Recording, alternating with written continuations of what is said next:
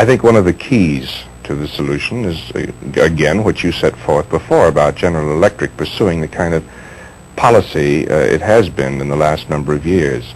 I think big business, so-called, has become a great deal more conscious of its responsibilities to the community. When we say that labor and management must be partners, I think they both must be partners in recognizing their mutual responsibilities to the community at large. Yes, General Electric uses the phrase corporate citizenship, that the corporation itself is a citizen and, as you say, has a responsibility as a corporate citizen in the community.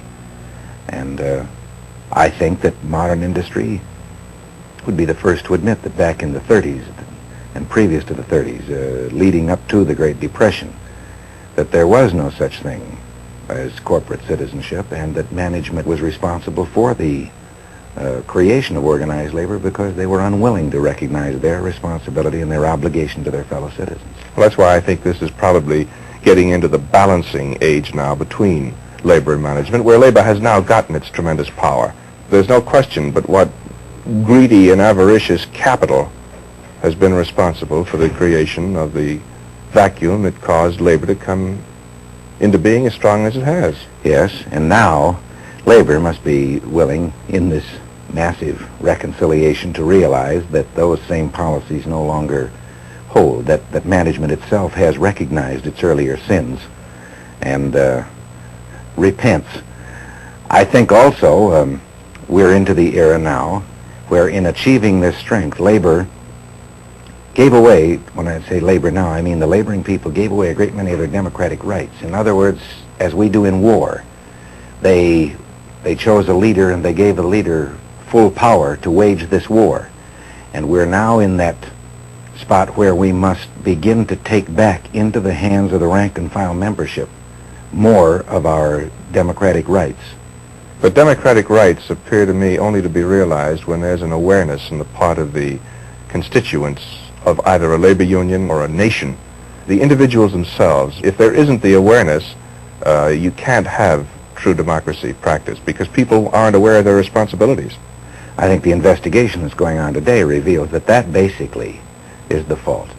The things that have gone on because power corrupts, and for too long, you know, you take a great international union and you realize that a man could be president of that union for more than 40 years as an absolute dictator to such an extent that when he did die, his son just inherited the position. Well, this is so far removed from anything we consider democratic that it's time for a review and getting back to the...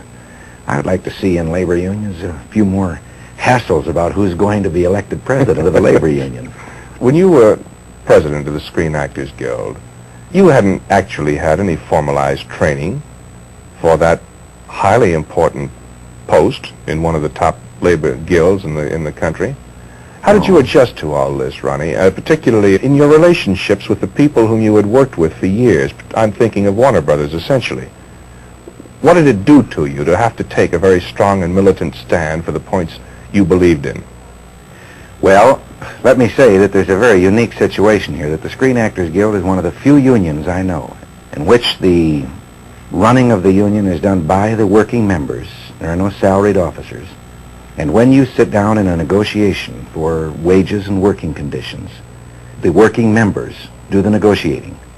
And with all of the faults that there may be on the side of management in the picture business, and I have never taken second place to anyone in citing those faults, I think the management of the picture business has been short-sighted in many ways and has been backward, way behind modern industry in many practices and ideas. But in this one regard, I must give them full credit, that throughout the history of the Screen Actors Guild, we the actors have sat on one side of the table and have battled and fought in negotiations over these regular wages and working conditions and so forth.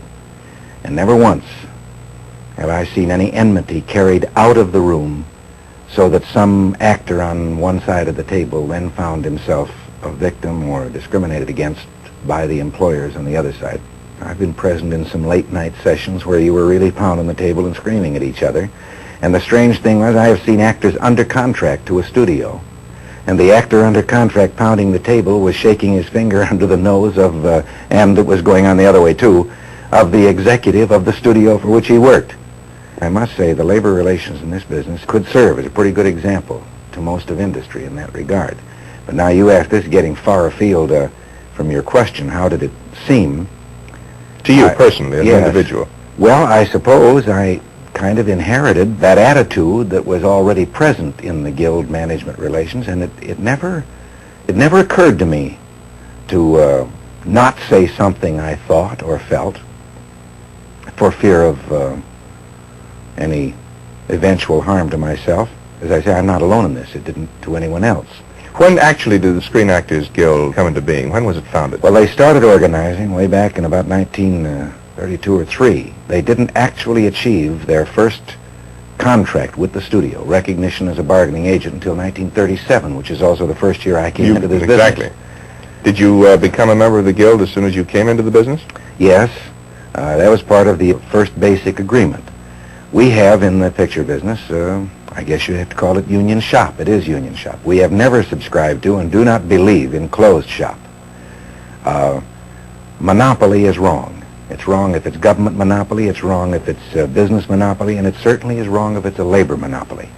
All that we have in the line of an agreement, however, is that the studios can hire anyone they want to hire as a performer, an actor. We recognize that talent must continually be found. It's the lifeblood of our business. Now, the studios, on the other hand, agree that once they hire a performer, that performer will become a member of our guild.